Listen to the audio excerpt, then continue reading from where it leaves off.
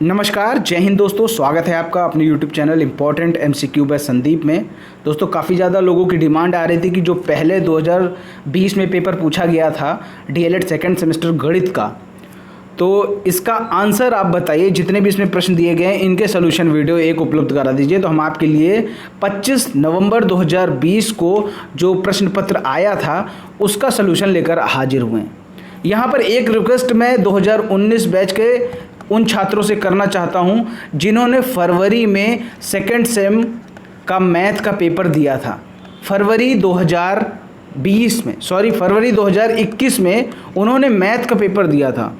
अगर किसी के पास ये वाला पेपर उपलब्ध है जो फरवरी में सेकंड सेम का पेपर मैथ का हुआ था, तो नीचे कमेंट बॉक्स में अपना मोबाइल नंबर दे दीजिए।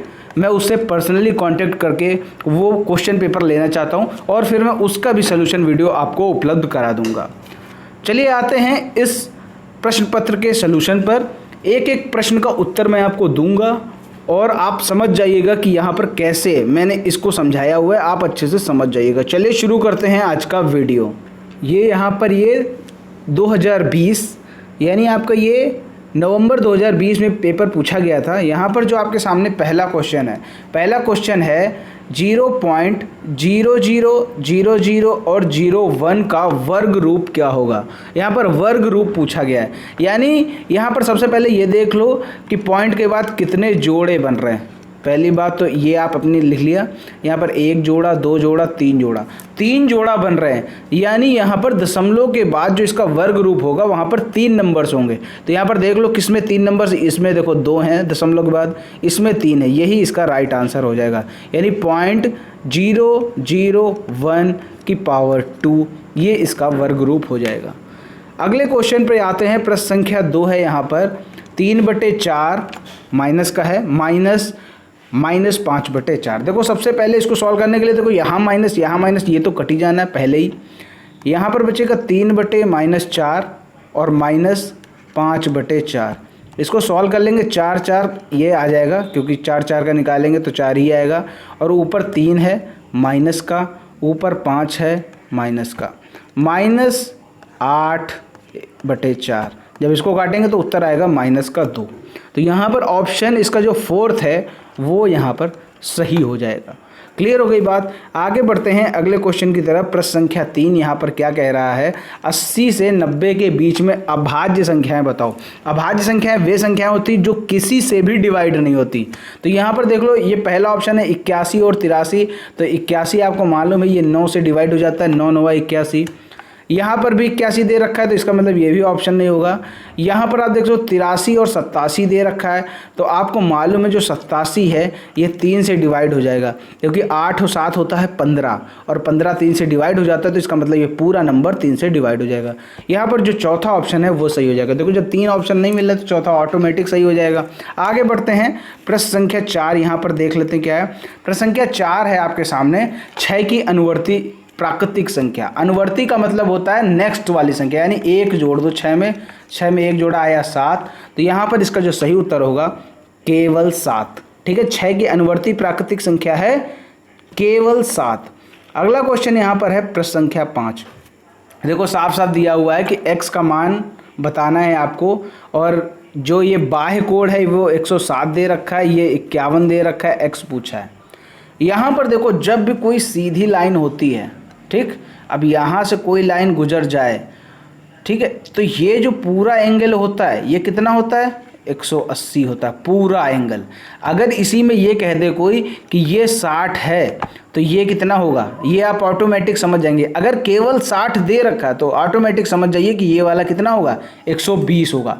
उसी तरह यहाँ पर आप देखिए, ये देखिए यहाँ पर एक ये सीधी लाइन जा रही है और यहाँ पर ये बना हुआ है 107।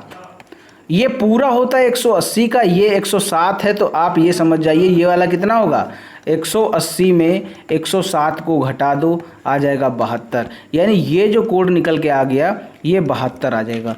यानी यहाँ पर अगर ये देखेंगे ये जो कोड होगा ये आपका कितना हो जाएगा 72। आप यहाँ पर देखो ये आपका 72 हो गया, ये आपका 51 हो गया, 51 plus 72 plus x equal to 180 कर देंगे, क्योंकि त्रिभुज के अंतःकोणों का योग कितना होता है 180। इन सभी को आप जोड़ दो, इनको जोड़ेंगे तो आएगा 7 5 12 123 आएगा। 180 में 102 एक 3, ठीक है, सॉरी यहाँ पर 3 आना चाहिए, 73 आएगा, क्योंकि 107 और 73 मिलकर 180 होते हैं। तो 51 73 प्लस x इक्वल टू 180। तो 180 में इन दोनों को जोड़ दो, 7 5 12 3 1 124। 180 में 124 जब घटेगा तो ये आपका 56 आ जाएगा। x की कितनी वैल्यू आ गई? x की वैल्यू आ गई 56। ठीक है, उम्मीद करता हूँ ये चीज़ आप समझ गए होंगे। ठीक है, चलो नेक्स्ट क्वेश्चन पे बढ़ते हैं। प्रश्न संख्या 6 क्या बोल रहे हैं यहाँ पे?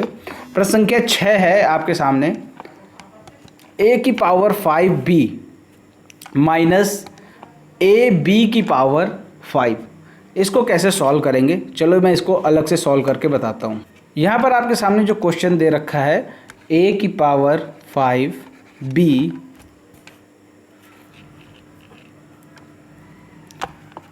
a की पावर 5b और माइनस ab की पावर 5।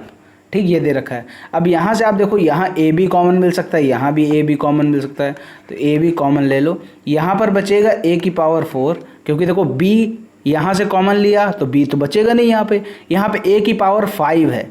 ठीक, a की पावर 5 में जब a कॉमन ले लेंगे तो बचेगा a की पावर 4 माइनस, अब यहाँ पर a b की पावर 5 है, तो a यहाँ से ले लिया, ये देखो a यहाँ लिया तो a पूरा, यहाँ तो कुछ बचेगा नहीं। ये b की पावर 5 है, इसमें से हमने b ले लिया है तो b की पावर 4 यहाँ बच जाएगा। अब यहाँ पर आप देख रहे होंगे a square minus b square वाला फार्मूला लग सकता है। कैसे लगेगा? देखो a स्क्वायर का स्क्वायर माइनस b स्क्वायर का स्क्वायर। अब आप ये सोच रहे होंगे ये करने की ज़रूरत क्या पड़ी?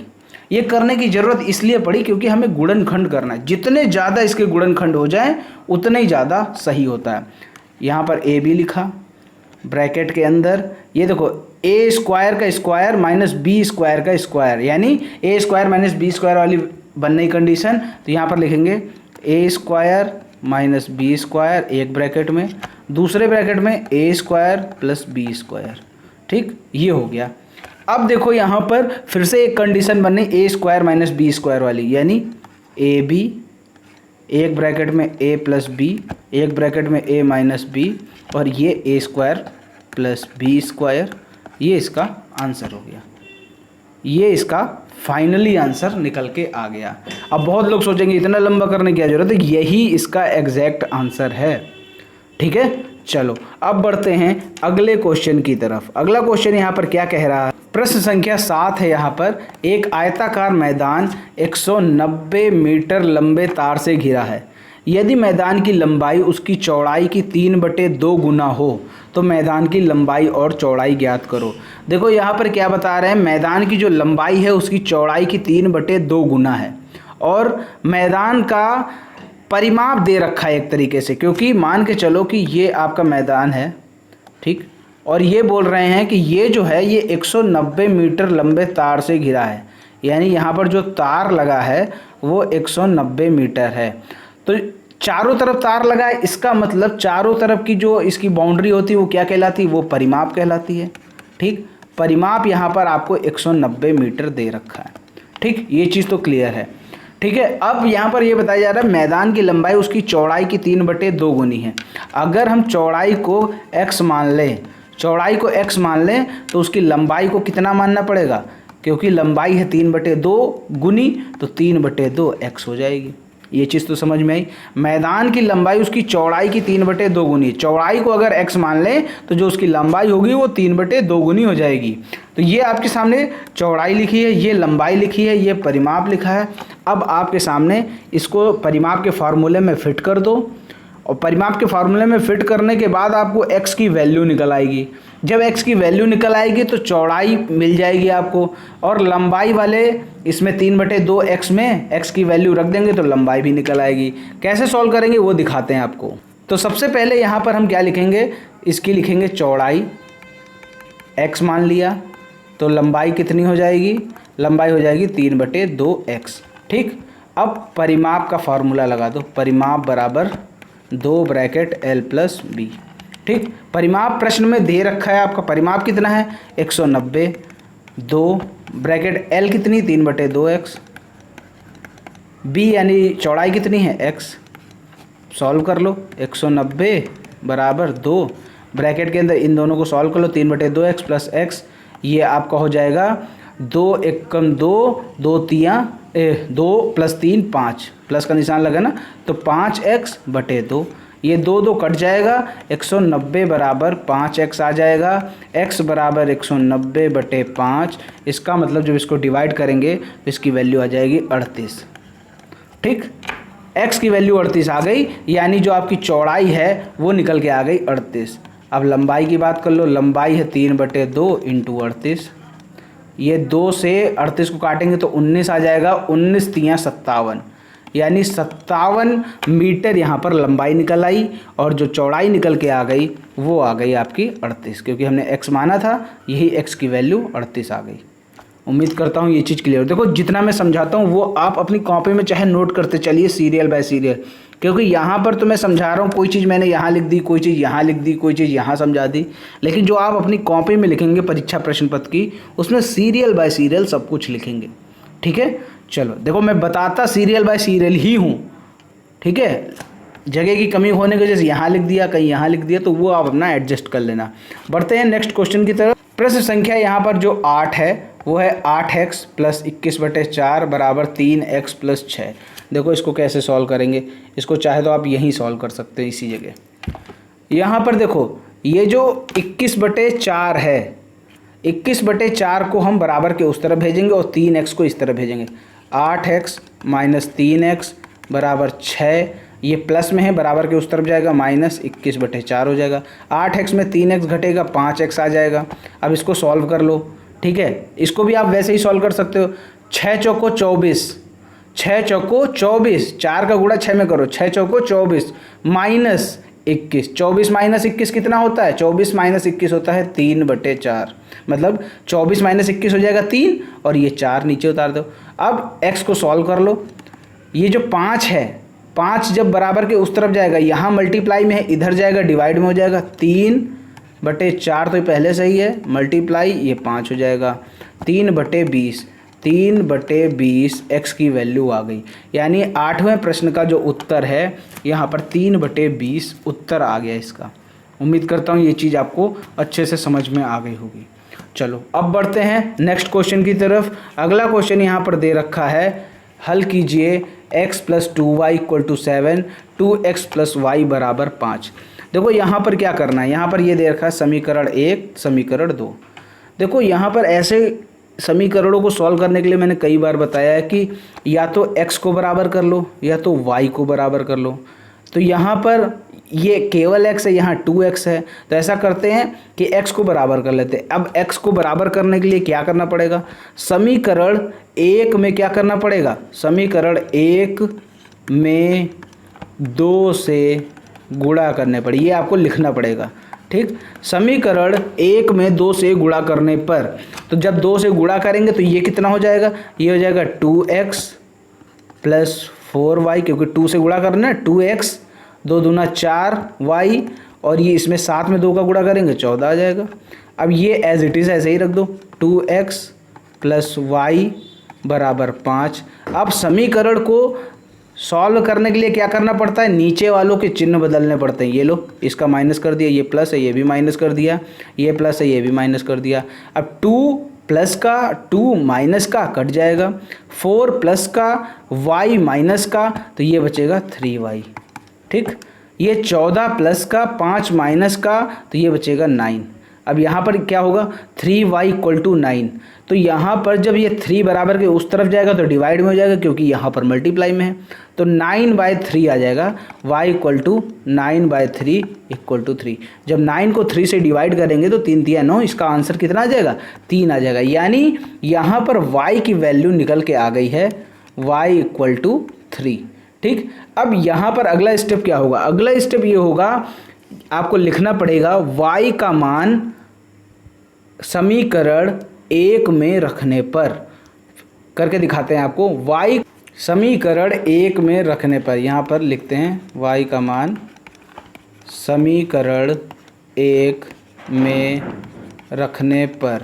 ठीक, अब समीकरण 1 थी कितनी, वो थी x + 2y = 7।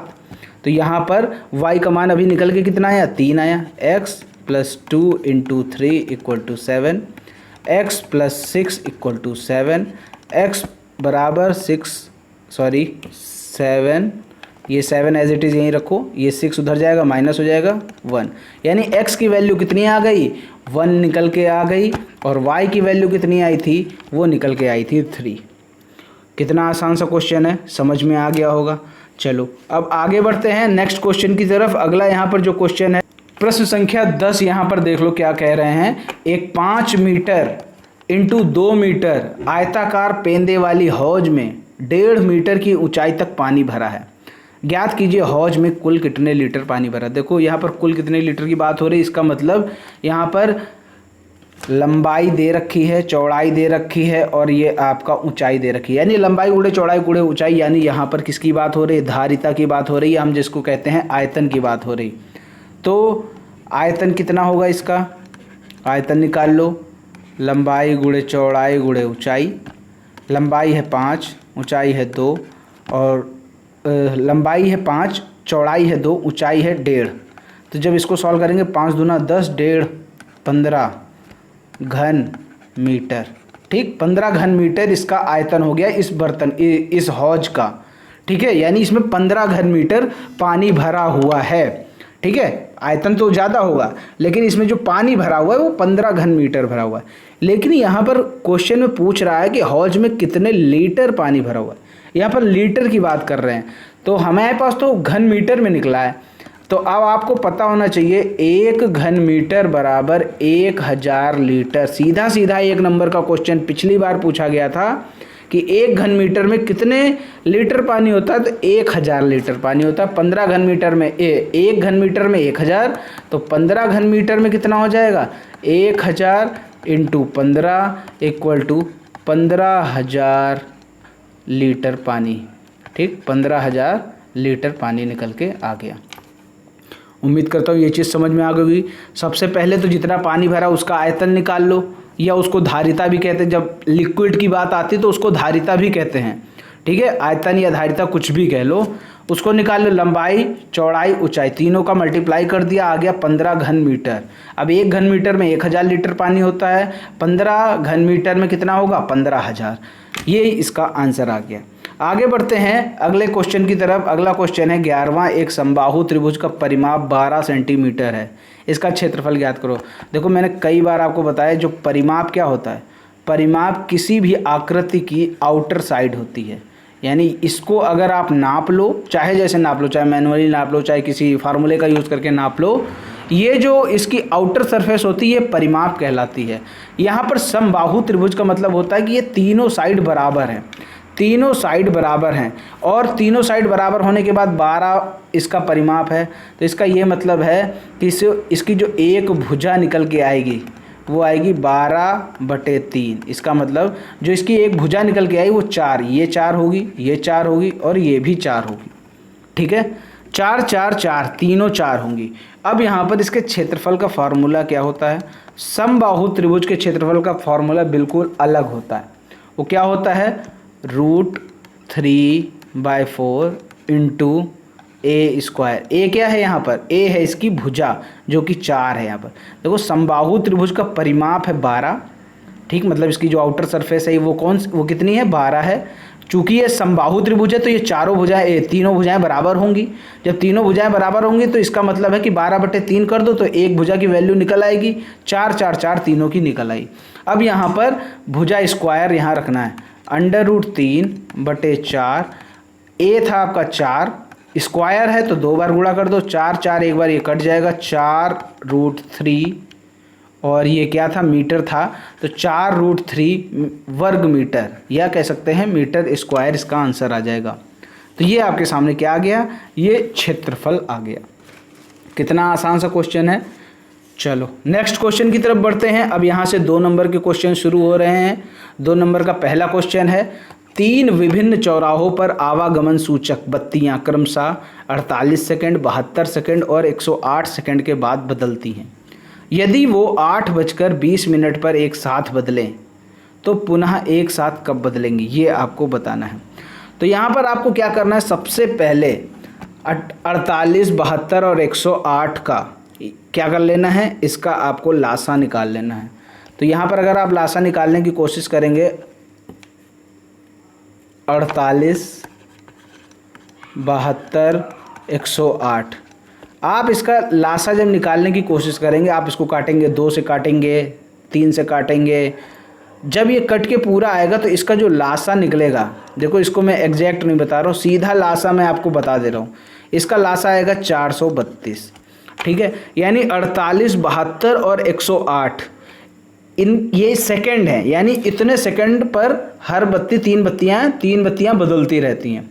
अब ये पूछ रहे हैं कि अगर 8:20 पर ये एक साथ बदली हैं तो पुनः कब बदलेंगी। तो इसका जो लासा निकल गया है 432, तो ये तीनों बत्तियां 432 सेकंड के बाद फिर से बदलेंगी। यानी 48, 72 और 108 का जब आपने लासा निकाला तो निकला 432। तो ये तीनों जो लाइट्स हैं ये 432 सेकंड के बाद फिर से बदलेंगी। अब यहाँ पर आपके पास टाइम दे रखा है 8:20, ठीक, 00 सेकंड। 8:20 पर ये एक बार बदली थी, अब दोबारा कब बदलेंगी 432 सेकंड के बाद। अब यहाँ पर सेकंड तो इतना ज़्यादा लिख नहीं सकते क्योंकि 60 सेकंड तक ही लिख सकते, तो 432 को क्या करो, 432 को मिनट में कन्वर्ट कर लो। तो 432 इसको हम 60 से डिवाइड कर देंगे तो 7 मिनट पूरा आ जाएगा, ठीक। और 7 छंग 42 यानी 420 सेकंड चले गए, 7 मिनट बन गए 420। अब बचे इसमें 12, 7 मिनट 12 सेकंड, ठीक। 7 मिनट 12 सेकंड बाद ये फिर से एक साथ बदलेंगी। तो यहाँ पर आप जोड़ दो 7 मिनट 12 सेकंड, यानी 8:27 12 सेकंड। 8:27 12 सेकंड पर ये एक साथ फिर से बदलेंगी। यहाँ पर मैं साफ साफ लिख दे रहा हूँ, 8:27 12 सेकंड पर ये लाइट्स दोबारा एक साथ बदलेंगी। ये समझ गए। ऐसे क्वेश्चन अगर आ जाए तो सबसे पहले इनका निकाल लो लासा। अब अगर सेकंड की बात है तो उसको मिनट में कन्वर्ट कर लो, और जितने बजे पहले ये एक साथ बदली थी उसी में ये जो आपने समय निकाला है, जो लासा निकाला है, यही इसमें जोड़ दो, आपको आंसर मिल जाएगा। आगे बढ़ते हैं नेक्स्ट क्वेश्चन की तरफ। अगला यहाँ पर जो क्वेश्चन है, 4 पहियों की परिधि 50, 60, 90, 100 सेंटीमीटर लंबी है। कम से कम कितनी दूरी चलने पर चारों पहिए एक साथ पूरे चक्कर लगाएंगे। फिर से उसी तरह का क्वेश्चन आ गया। 50, 60, 90, 100 का आप निकाल लो लासा। क्या कर लो, 50, 60, 90 और 100 का लासा निकाल लो। जब लासा आप निकाल लोगे तो ध्यान देना, ध्यान से लासा इनका निकालना। 50, 60, 90, 100 का क्या होगा, इसका जो लासा निकलेगा वो निकलेगा आपका करीबन आ जाएगा 50, 60, 90, 100, हाँ ये इसका आ जाएगा 900, ठीक है। इसका जो लासा निकल के आ जाएगा 900। तो यानी क्या हम कह सकते हैं, 900 सेमी दूरी चलने पर चारों पहिए एक साथ पूरे चक्कर लगाएंगे। आप 50, 60, 90, 100 का जब आप लासा निकालेंगे तो ये निकल के आ जाएगा आपका 900 सेंटीमीटर। 900 सेंटीमीटर निकल के आया तो हम ये कह सकते हैं कि चारों पहिए 900 सेंटीमीटर दूरी चलने के बाद एक साथ पूरे चक्कर लगाएंगे। तो ये चीज़ आपको समझ में आ गई। इसमें भी आपको लासा निकालना है, इसमें भी आपको लासा निकालना है। आप ऐसे ही समझ जाओगे। देखो ढेर सारे नंबर दे रखे हैं, ठीक है, और ये पूछ रहे हैं कि कितने समय के बाद ये एक साथ ऐसा काम करेंगे, तो वहाँ पर सीधा लासा निकाल लो। आगे बढ़ते हैं। अगला जो क्वेश्चन है, प्रश्न संख्या 14 है, 72 divide by 38 minus 30 minus 31 minus 60 divide by 4 into 5। इसको कैसे सॉल्व करेंगे, देखो यहाँ पर इसको फ्रेश पेपर निकाल लेते हैं, क्वेश्चन को लिख लेते हैं यहाँ पर तो और ज़्यादा क्लियर होगा। देखो 72 divide by 38 minus 30 minus 31 minus 60 divide by 4, यहाँ लिख देता हूँ, डिवाइड बाय 4 इंटू 5। अब ब्रैकेट बंद, सारे ब्रैकेट बंद। अब क्या करोगे, सबसे पहले सबसे छोटा ब्रैकेट सॉल्व करोगे, 31 माइनस 60 डिवाइड बाय 4 गुणे 5। तो जब सबसे पहले ब्रैकेट को सॉल्व करो, फिर उसके बाद यहाँ पर हम लोग कौन सा नियम लगाते हैं, बॉड मॉस वाला नियम लगाते हैं, ठीक। तो सबसे पहले ब्रैकेट, फिर ऑफ, फिर डिवीज़न था 60 और 4 के बीच में। 60 और 4 के बीच में जब हम डिवीज़न कर देंगे तो 60/4 ये कितना आ जाएगा, 15, ठीक, 15 आ जाएगा। 60 डिवाइड बाय 4 कितना आ जाएगा, 15। और उसके बाद डिवीजन के बाद मल्टीप्लिकेशन करते हैं, तो ये रहा मल्टीप्लिकेशन, तो यहाँ पर आ जाएगा 15। 60 4 का जब डिवाइड करेंगे तो 15 आ जाएगा, और 5 का जब गुणा करेंगे तो हो जाएगा 15 5 75, ठीक है। यहाँ पर है 31, इसके बाद आ जाएगा 31 माइनस 75, इसको लिख लेते हैं 72 divide by 38 minus 30 minus 31 minus 75, ठीक, और बाकी सब ब्रैकेट बंद कर दिया। अब यहाँ पर इसके आगे क्या करेंगे, 31 माइनस 75 को सॉल्व कर लो, कितना आएगा, 38 माइनस 30 माइनस 31 माइनस 75 आपका आ जाएगा माइनस का 44, और ब्रैकेट के बाहर लगा हुआ है माइनस, तो अंदर वाला जब खुलेगा तो माइनस माइनस हो जाएगा 44 प्लस का, 30 प्लस 44 ब्रैकेट बंद, ठीक है। अब इसके बाद क्या करो, 72 डिवाइड बाय 38 माइनस 30 प्लस 44 को जोड़ लो, कितना हो जाएगा, ये हो जाएगा 74, ठीक, ये हो गया। अब क्या करो, 38 माइनस 74 कितना हो जाएगा, ये आ जाएगा आपका 36, ठीक, माइनस का 36। तो 72 डिवाइड बाय माइनस 36 कितना हो जाएगा, 36 दूना 72 होता है, -2 इसका आंसर आ जाएगा, ठीक है। तो ये आप समझ गए। इस तरह आपने प्रश्न संख्या 14 भी करना सीख लिया। देखो ये जितने बड़े दिखते हैं ये होते उतने ही आसान है, बस आप बॉड मास का नियम फॉलो करते रहो और आपको अच्छे से समझ में आएगा। देखो इससे संबंधित कई वीडियो मैंने बनाए हैं, नीचे डिस्क्रिप्शन में पूरी प्लेलिस्ट का लिंक मैं दे रहा हूँ, आप वहाँ से जाकर और भी वीडियो देख सकते हैं। अगले क्वेश्चन पर आते हैं। प्रश्न संख्या यहाँ पर आपके सामने दे रखी है 15। वह बड़ी से बड़ी संख्या बताइए जिसमें 49, 59, 109 से भाग देने पर क्रमशः 1, 3 और 5 बचे। देखो यहाँ पर ये जो क्वेश्चन है, ये जो PNP पेपर बनाया था इसमें थोड़ी गड़बड़ी कर दी थी। ये से की जगह क्या होगा, यहाँ पर में होगा, ठीक है, ये आप याद रखो। काफ़ी इसके लिए इशू बनाया गया था, PNP में जाके बात भी की गई थी, तो इसके लिए सबको 2-2 नंबर एक्स्ट्रा दिए गए थे इस पेपर में, ठीक है, क्योंकि क्वेश्चन PNP की तरफ से गलत छप के आया था। वह बड़ी से बड़ी संख्या बताओ जिसमें 49, 59 और 109 में भाग देने पर क्रमशः 1, 3 और 5 शेष बचे। देखो एक चीज़ फॉर्मूला पकड़ लो, बड़ी से बड़ी पूछे तो मासा निकाल लेना, ठीक। अब मासा निकालोगे कैसे, सबसे पहले ये भी समझो। यहाँ पर बोला है 49, 59 और 109 में भाग देने पर क्रमशः 1, 3 और 5 बचे, यानी 49 में भाग देने पर 1 बचे, तो 49 में 1 से माइनस कर दो, कितना बचेगा, 48। इसी तरह 59 में भाग देने पर 3 बच रहा है, तो 59 में 3 घटा दो, कितना बचेगा आपका, 56। इसी तरह 109 में भाग देने पर 5 शेष बच रहा है, तो इसमें 5 घटा दो, ये आ जाएगा 104। अब यहाँ पर 48, 56, 104 का आप क्या निकाल लो, मासा निकाल लो, ठीक है। 48, 56, 104 का मासा निकाल लो। कैसे निकालेंगे, भाग विधि से निकाल लो। 48 डिवाइड बाय 56, 48 × 48, ये कट गया, 8 बचा। अब 8 से इस 48 को भाग दे दो, 48, यानी ये पूरा पूरा कट गया, ठीक, यानी अंतिम भाजक यहाँ पर 8 है। अब इसी 8 से 104 को काट दो, 104 को जब हमने भाग दिया तो ये आपका आ गया 8 × 8, 2 बचा, 24 उतारा, 8 × 24, यानी 8 से 104 भी पूरा पूरा कट गया। यहाँ पर जो अंतिम भाजक है वो है 8, तो यहाँ पर 48, 56, 104 का जो मासा निकल के आएगा वो निकल के आएगा 8। तो यहाँ पर जो आपका क्वेश्चन पूछा जा रहा है वह बड़ी से बड़ी संख्या बताओ जिसमें 49, 59 और 109 में भाग देने पर क्रमशः 1, 3 और 5 बचे, तो वह बड़ी से बड़ी संख्या कितनी है, वो है 8, ठीक। यही इसका फाइनल आंसर होगा।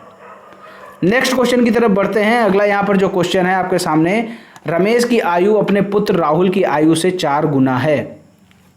यानी अगर राहुल की आयु को x मान लें तो रमेश की आयु कितनी हो जाएगी, 4 गुना है तो रमेश की आयु हो जाएगी 4x। अब बोल रहे 5 वर्ष पहले रमेश की आयु राहुल की आयु से 9 गुना थी। यानी 5 वर्ष पहले, सबसे पहले तो ये देख लो 5 वर्ष पहले, आपको फ्रेश में करके दिखा देते हैं। यहाँ पर सबसे पहले हम क्या कर लें, यहाँ पर मान लो राहुल की जो आयु मानी हमने x, तो रमेश की आयु जो कि उसके पिताजी हैं वो 4 गुना थे तो 4x हो जाएगी। ठीक है, माना राहुल की आयु बराबर x, आपको पूरा लिखना पड़ेगा। अतः रमेश की आयु इक्वल टू 4x। अब 5 वर्ष पहले की आयु कितनी थी, 5 वर्ष पहले राहुल कितने का होगा, 5 वर्ष पहले राहुल कितने का होगा, x माइनस 5 कर दो। अब इसी तरह 5 वर्ष पहले रमेश कितने का होगा, वो कर दो 4x माइनस 5। अब यहाँ पर ये बताया जा रहा है कि जो रमेश था वो 5 वर्ष पहले इसकी आयु कितनी थी, वो थी आपकी 9 गुनी। ठीक है, यही तो बोलेगी कि 5 वर्ष पहले रमेश की आयु राहुल की आयु से 9 गुनी थी। तो यहाँ पर जो 5 वर्ष पहले है उसको 9 गुना कर दो। कैसे करेंगे इसको, यहाँ पर आप लिखिए 4x minus 5 equal to x minus 5। ये 9 गुनी थे तो यहाँ पर 9 से मल्टीप्लाई कर दिया। अब आप इसको सॉल्व कर लो, 4x माइनस 5, 9x और 5 में मल्टीप्लाई कर दो, 9 पच्चे 45। अब 45 को इधर ले आओ, -5 प्लस का 45, ये 9x, 4x इधर ले आओ, -4x, ये हो जाएगा 5x और -5 प्लस 45 ये हो जाएगा 40। तो x की वैल्यू कितनी निकल के आ गई, 8 निकल के आ गई। कैसे आएगी, ये जो 5 मल्टीप्लाई में है ये बराबर के इस तरफ आएगा, 40/5 हो जाएगा 8। ठीक है, तो x की वैल्यू कितनी निकल के आ गई, 8। यानी जो राहुल की आयु निकल के आ गई 8। रमेश की आयु थी 4x, तो रमेश की आयु 4 × 8 हो जाएगा, 4 8 32। तो यहाँ पर ये आपके सामने इनकी उम्र निकल के आ गई। ठीक है, हमने यहाँ पर आपको करा दिया, लेकिन आपको क्या करना है, इस स्टेप के बाद नीचे लिखना है बकायदा, राहुल की आयु बराबर x इक्वल टू 8 वर्ष, रमेश की आयु 4x equal to 4 × 8 equal to 32 years, यानी 32 वर्ष। तो ये आपका क्वेश्चन नंबर 16 हो गया। अब बढ़ते हैं प्रश्न संख्या 17। प्रश्न संख्या 17 आपके सामने दे रखी है, निम्नांकित संख्याओं की बारंबारता सारणी बनाओ। 16 15 16 12 13 15 14 16 13 15 12 15। तो ऐसे में क्या करते हैं, सबसे पहले हम लोग एक छोटा सा कॉलम खींचते हैं, एक उससे थोड़ा बड़ा और फिर उसी के बराबर एक और, 3 कॉलम खींचते हैं। ऐसे लाइन खींच दो, ऊपर लिखो क्रम संख्या, ठीक, पहले कॉलम में, दूसरे में लिख दो संख्या। यहाँ पर संख्याओं की बारंबारता तो संख्या लिख दो, कहीं कहीं लिखा होता है वर्षों की बारंबारता तो यहाँ पर वर्ष लिख देना। ठीक, यहाँ पर लिखो आप बारंबारता। ठीक, अब इसके बाद आप देख लो सबसे छोटा यहाँ पर कौन सा है, सबसे छोटा आपका 12 है, तो यहाँ पर लिखेंगे 12। यहाँ लिखो 1 2 3 4 ऐसे करके लिखा जाता है। तो सबसे छोटा है 12, और 12 कितने बार है, 1 2 बार है, तो यहाँ पर बारंबारता लिख दो 2। इसी तरह से बड़ी संख्या कौन सी है, 13, यहाँ लिख दिया 13। अब 13 कितने बार है, 1 2, ये भी 2 बार है तो यहाँ 2 लिख दिया। ठीक, इसी तरह इससे बड़ी संख्या है 14, 14 कितने बार है, 1, केवल 1 बार है तो 1 लिख दिया। 14 से बड़ी कौन सी है, 15, 15 कितने बार है, 1 2 3 4, ये 4 बार, 4 लिख दिया। अब अगला कॉलम है 5, और 15 से बड़ी क्या है, 16, 16 कितने बार है, 1 2 3, 3 बार है। ठीक, ये आपके सामने बारंबारता सारणी बनके तैयार हो गई। बस अब आपको कुछ नहीं करना, आप थोड़ा अच्छे से बना लीजिएगा। पहला कॉलम क्रम संख्या, दूसरा संख्या। यहाँ पर ये बदल जाता है, कभी कभी यहाँ पर वर्ष दिए होते हैं, कभी कभी खिलाड़ियों की संख्या दे रखी होती, कुछ भी दिया हो, जो ये दिया है निम्नलिखित संख्याओं का लिखा है तो संख्या भर दो। यहाँ पर बारंबारता भरनी होगी। यहाँ पर संख्या देख लो सबसे छोटी कौन सी है वो पहले लिखो, और फिर वो कितने बार आया है वो यहाँ लिख दो। फिर देखो अगला नंबर कौन सा, 13 है, तो 13 कितने बार आया है वो लिख दो। सीरियल बाय सीरियल आप बढ़ते जाओ और ये देखते जाओ कि वो संख्या कितने बार आई है, वही यहाँ पर आपको लिखना है। 14 एक बार आया तो सिर्फ 1 लिख दिया, 15 4 बार लिखा है तो यहाँ पर तो 15 4 लिख दिया। क्लियर हो गई बात। चलो अगले क्वेश्चन की तरफ बढ़ते हैं, प्रश्न संख्या 18। ध्यान से देखिएगा इस प्रश्न को। यहाँ पर बोला जा रहा है ABC और PQR समरूप हैं। यदि त्रिभुज ABC की भुजा AB 2 सेंटीमीटर, AB कहाँ है, AB ये रही आपकी 2 सेंटीमीटर, BC कितनी है 3 सेंटीमीटर, AC कितना है 2.8 सेंटीमीटर, ये आपका 2.8 सेंटीमीटर। ठीक, ऐसी कंडीशन में त्रिभुज PQR की भुजा QR कहाँ है, ये रही QR। ठीक, तो QR कितनी बताई जा रही है 1.5। ठीक, QR आपकी 1.5 है। तो त्रिभुज PQR की शेष भुजाओं को ज्ञात करो। आप अगर यहाँ पर देखो त्रिभुज ABC इक्वल टू त्रिभुज PQR ये है, और यहाँ पर ये इसका रेशियो क्या निकल रहा है, ध्यान से देखो QR दे रखा है, ठीक, अपॉन BC। QR आपको दे रखा है 1.5, BC दे रखा है 3, यानी 1:2 का रेशियो बन रहा है PQR और ABC में। इसी तरह जो AB है वो है 2, तो आपकी ये जो PQR होगी, ये PQ, अगर ये AB 2 है तो PQ कितनी निकलेगी, PQ निकलेगी 2/2 इक्वल टू 1। इसी तरह ध्यान से देखिएगा, जो आपकी AC कितनी दे रखी है 2.8, तो जो PR होगी वो 2.8/2 यानी 1.4। ये चीज़ आपको समझ में आ गई होगी। अगर कोई डाउट हो तो नीचे कमेंट में बताइएगा। यहाँ पर आप ध्यान से बस देखिए इतना कि देखो ये दोनों जो त्रिभुज हैं वो तो आपकी क्या हैं, वो समरूप हैं। ठीक है, QR और BC इनका रेशियो 1:2 निकल के आ रहा है, तो इसी तरह PQ और AB का जो रेशियो होगा वो भी 1:2 होगा। AC और PR इनका भी रेशियो 1:2 होगा। सीधी भाषा में हम ये कह सकते हैं, ये जो PQR छोटा वाला त्रिभुज है, इसकी जो भुजाएं हैं वो त्रिभुज ABC की भुजाओं की जस्ट आधी हैं। ठीक है, तो यहाँ पर जब BC आपको प्रश्न में ही दे रखा है 3 और QR प्रश्न में दे रखा है 1.5, यानी जस्ट इसका आधा है। उसी तरह AB अगर 2 दे रखा है तो PQ कितनी हो जाएगी, 1 हो जाएगी, क्योंकि आधी है। AC आपको 2.8 दे रखी है, तो जो PR होगा वो इसका आधा होगा, यानी 1.4। इस तरह ये 18वां प्रश्न भी कंप्लीट हो गया। तो आपने देखा यहाँ पर जो 25 नवंबर को DLED सेकेंड सेमेस्टर का पेपर आया था, उसका सलूशन यहाँ पर मैंने आपको उपलब्ध करा दिया। अगर किसी भी प्रश्न में कोई डाउट हो तो नीचे कमेंट में ज़रूर बताइएगा, उसका भी समाधान किया जाएगा। वीडियो पसंद आया हो तो वीडियो को लाइक करें, शेयर करें। चैनल को सब्सक्राइब नहीं किया तो चैनल को सब्सक्राइब करके घंटी का निशान जरूर दबा लें, ताकि ऐसे ही वीडियो का नोटिफिकेशन आपको लगातार मिलता रहे। मिलते हैं दोस्तों अगले वीडियो में, तब तक के लिए जय हिंद, जय भारत।